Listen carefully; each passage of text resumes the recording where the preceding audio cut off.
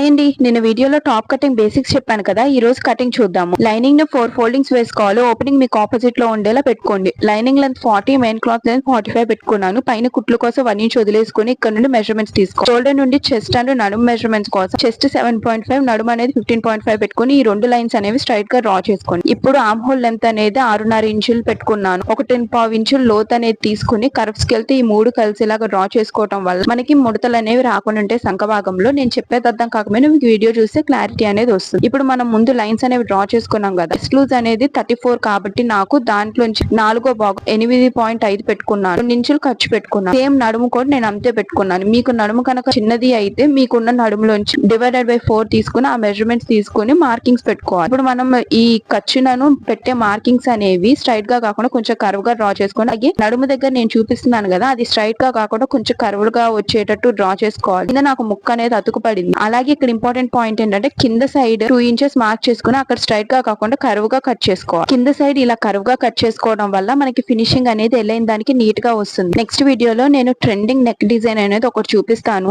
అందరు వేసుకునేలాగా. అది మిస్ అవ్వకుండా ఛానల్ సబ్స్క్రైబ్ చేసుకోండి. ఈ వీడియో కనుక మీకు నచ్చితే లైక్ చేసి కామెంట్ చేయండి. Thanks for watching.